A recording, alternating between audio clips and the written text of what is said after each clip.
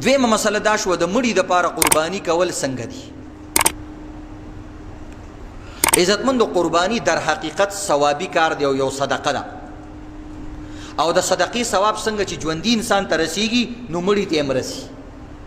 په ډېرو روایاتو کې راغلي نبي علیه الصلاة والسلام صحابه کرامو ته ویلي چې د مړو دپاره حج وکئ، د مړو دپاره صدقه ورکئ.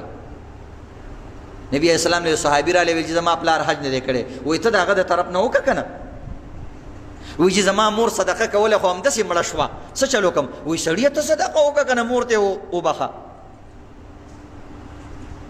نو دقه شان عزتمندو قرباني یو عمل دی، یو ثوابي عمل دی، د ځان دپاره هم کولی شي او د بل دپاره هم کولی شي، د ژوندي دپاره هم کولی شي، د مړي دپاره هم کولی شي. نبي علیه الصلاة والسلام خپله دا عملو. نبي علیه السلام به دوه قربانیانې کولې.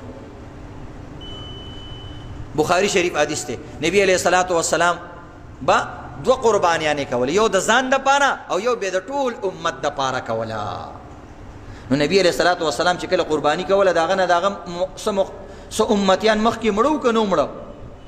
د نبی علیه السلام نه ډېر امتیان د نبی علیه السلام په زندګۍ کې مړه شوي وو که نه مړه شوي؟ مړه شوي وو. نو نبی علیه السلام ویل زما دا قرباني زما د ټول امت دپاره ده.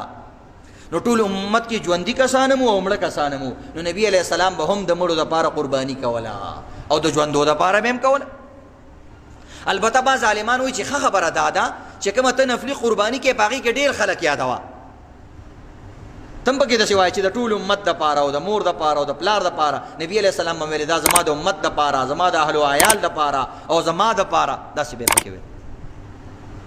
نو د مړي دپاره انسان قرباني کولی شي. انسان دی مور یې مړه ده، هغه به ټول عمر تا دپاره قرباني کوله.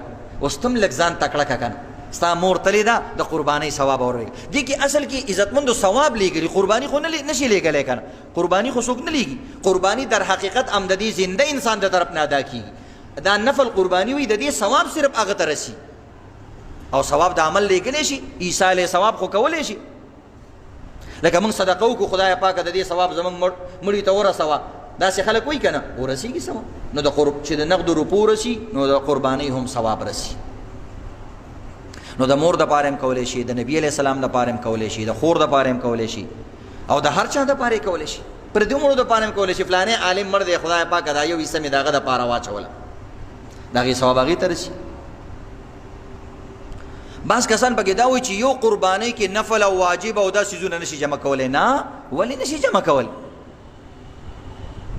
هم ستا څاروی دی اغوستی دی، دوه حصې دې پکې فرضي وکړئ او دوه دې پکې د عقیقې وکړلې او دوه دې پکې چې کوم دی عزتمندو د مړو دپاره وکړئ، یو دې پکې هسې نفلي وکړل د بل چا دپاره، کولی شي. دې کې څه خبرې نشته.